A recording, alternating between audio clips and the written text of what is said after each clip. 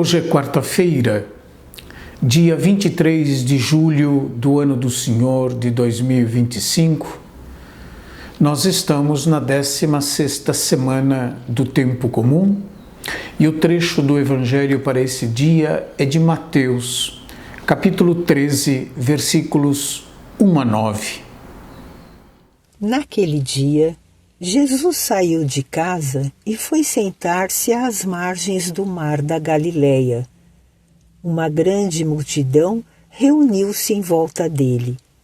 Por isso, Jesus entrou numa barca e sentou-se, enquanto a multidão ficava de pé na praia. E disse-lhes muitas coisas em parábolas. O semeador saiu para semear.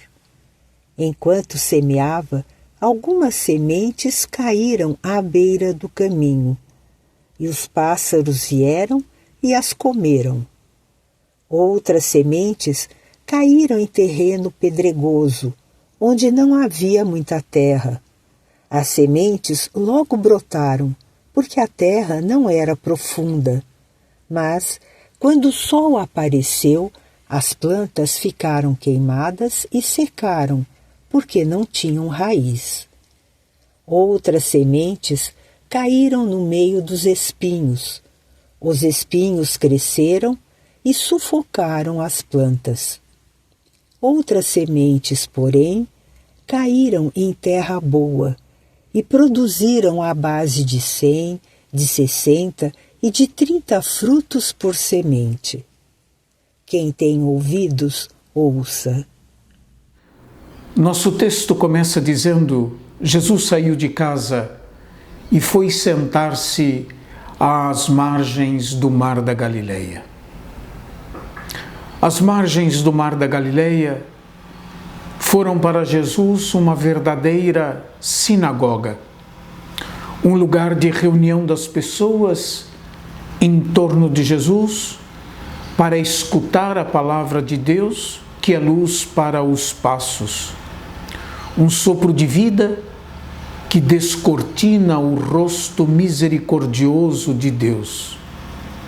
Jesus é não só um mestre, mas para o Evangelho ele é o mestre, que assentado tem autoridade para ensinar o povo que se reúne ao redor dele. A parábola é um dos recursos do ensinamento de Jesus.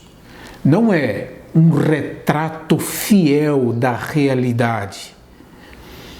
Ela tem por finalidade esclarecer, ilustrar um conteúdo ou ainda exortar a proceder de uma determinada maneira e corrigir determinadas atitudes, seja dos discípulos, seja da multidão ou então dos opositores de Jesus.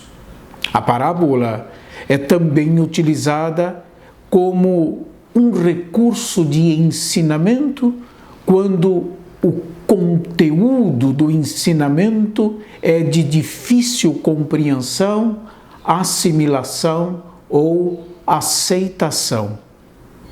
A linguagem da parábola não é religiosa propriamente dita, ou propriamente dito. Fala de Deus sem nomeá-lo.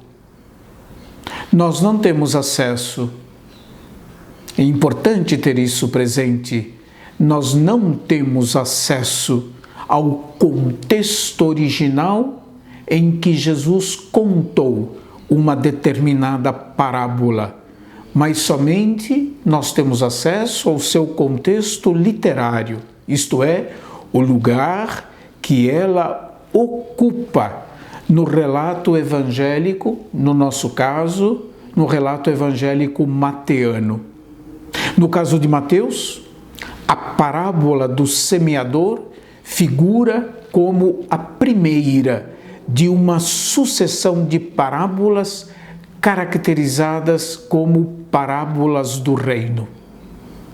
Do muito que se poderia dizer dessa parábola, eu gostaria de ressaltar que a parábola revela, antes de tudo, algo de Deus. O que a parábola revela de Deus? Deus confia na terra,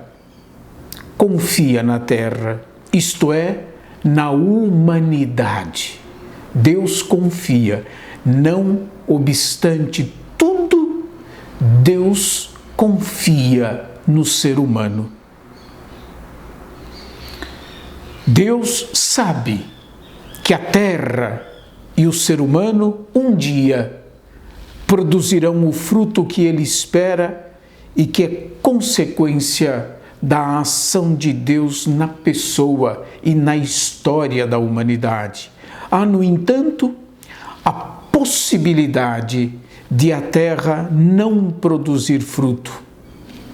Essa confiança de Deus em nossa humanidade deve estimular, mover nosso empenho em remover do terreno de nossa vida tudo que impede a boa semente da palavra de Deus e de sua graça de produzir fruto em nós. Mas o fruto, convenhamos, não aparece de um dia para o outro. É preciso de um processo. Portanto, é preciso tempo.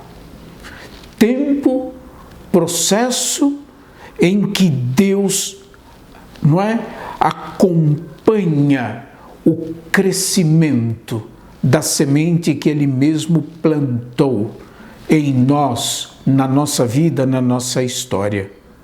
Mas não tendo acesso, como eu disse há pouco, ao contexto originário em que a parábola do semeador foi contada, vale conjecturar que ela diz respeito às dificuldades e resistências que Jesus encontrou na realização da sua própria missão. Ao mesmo tempo, a parábola é portadora de uma esperança de Deus em relação à humanidade. Às vezes, será fato de que o trabalho pareça infrutífero e se perca o que foi semeado no coração das pessoas. No entanto, o projeto final de Deus há de triunfar. Essa é a nossa esperança. Outras sementes, porém, diz a nossa parábola, caíram em terra boa e produziram à base de 100, 60 e 30 frutos por semente. Oxalá a semente da palavra de Deus e de sua graça encontre a boa terra do nosso coração, para que ela possa produzir os frutos do próprio dinamismo da palavra de Deus e de sua graça em nós.